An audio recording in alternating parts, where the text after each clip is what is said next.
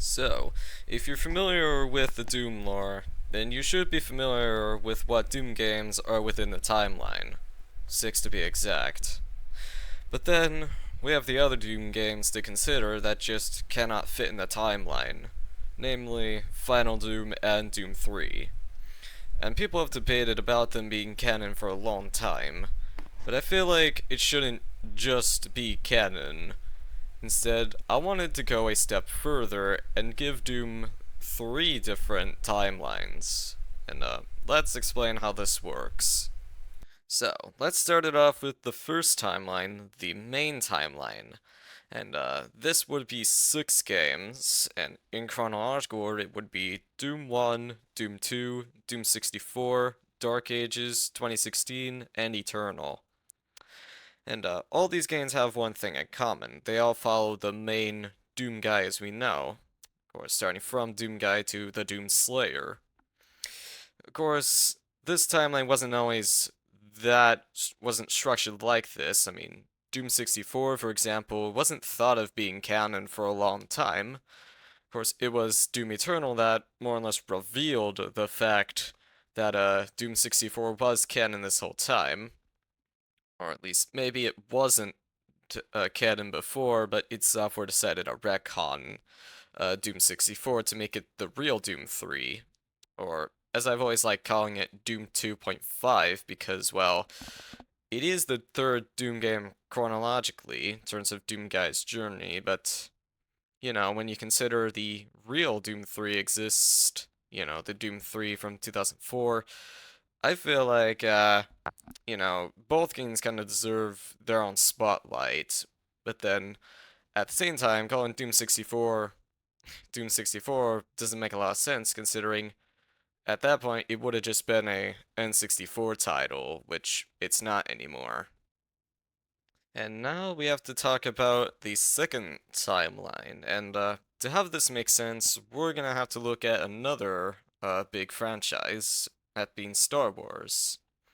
So as you know, there is the Star Wars Expanded Universe, which, well, hence the name, it's a bunch of books, comics, and games and other media that more or less exist to expand upon the lore beyond the 6 films, so from Phantom Menace to Return of the Jedi.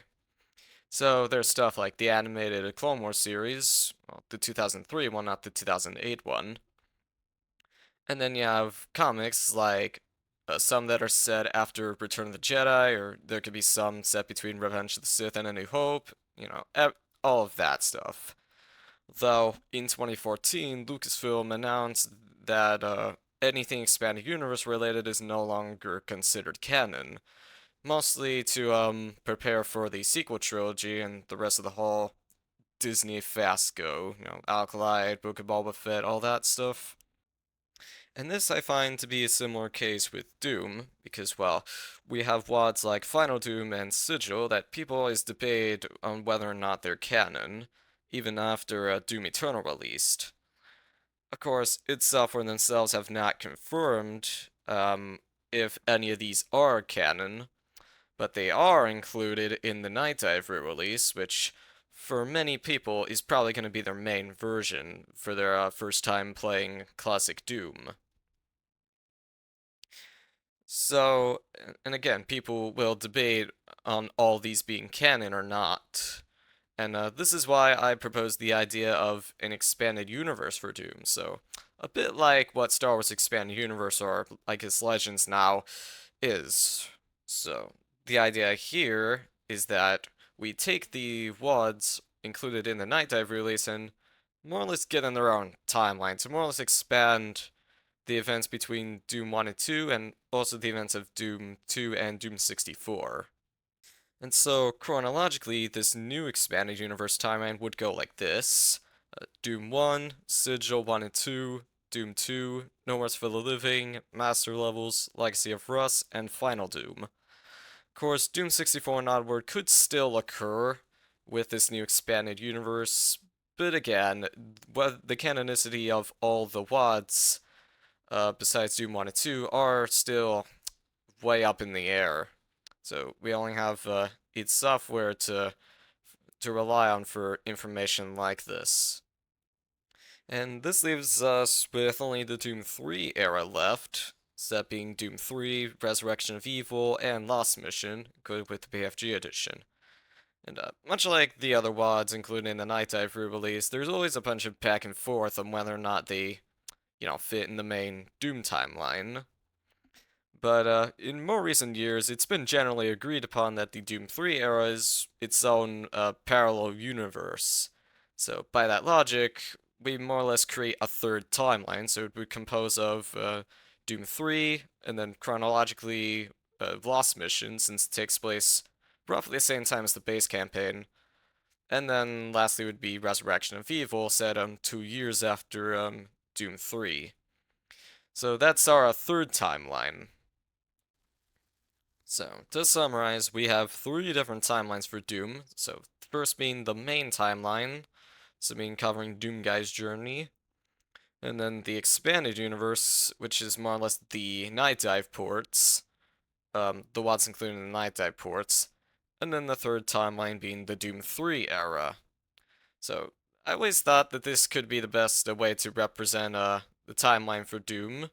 Because, obviously, again, there's not really any real universal consensus on what the Doom timeline should be, because again, everyone debates on what WADs are canon and stuff, And I always feel like, it should be important to discuss, what really should be canon, and of course stuff confirmed by id Software themselves, because again, they confirmed Doom 64 being canon when Doom Eternal released, and thereby also fitting Doom 2016 and Eternal with the classic Doom games.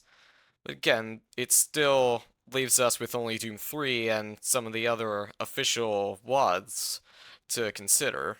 Anything including the Night Dive release. It's not even clear if John Romero himself would say if Sigil 1 and 2 would be canon.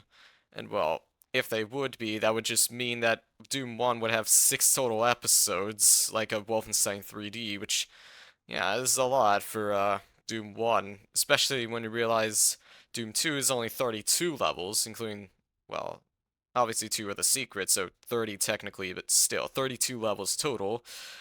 But then you have Doom 1 and the 2 sigils being 6 episodes, and each would be 9 levels, which means 54 levels total. So, yeah, Sigil 1 and 2 being canon would obviously be a bit dull there in terms of the amount of levels, because obviously Doom 1, again, would just be way longer. But then, of course, you have No Rest for the Living taking place after Doom 2, of course, as an expansion pack, released originally for Xbox 360, and then BFG edition, and then Night Dive. So, and that would be like 9 extra levels, so 32 plus 9 would be 41 levels total. And then, of course, you do have Doom 64 Lost Levels, which is officially canon too, which more covers the events between Doom 64 and Dark Ages. And then you have Doom 3's expansion packs, Resurrection of Evil and Lost Mission. There's more Resurrection of Evil though, because again, Lost Mission's just the BFG edition exclusive, and not many people play that because of all the quirks BFG edition has. But yeah, that's pretty much it for this video. Again, the 3 timelines that I feel like fit Doom the best. So yeah, I hope you enjoyed this quick little audio log or podcast, whatever. So this I thought was pretty interesting to make, because I always find stuff like this to be very interesting, because people want to piece together what fits and what doesn't fit. So again, it's almost like trying to find what Dracula film is the most faithful to the book. I mean, because you have like so many versions. You've got the Universal film, you got the Hammer version, you've got the Culpa version, all those, and it's hard to discuss what's really canon. Well, there's a video by Cinemassacre covering all that, so just watch that. And yeah, that's basically everything, I guess. Thanks for watching.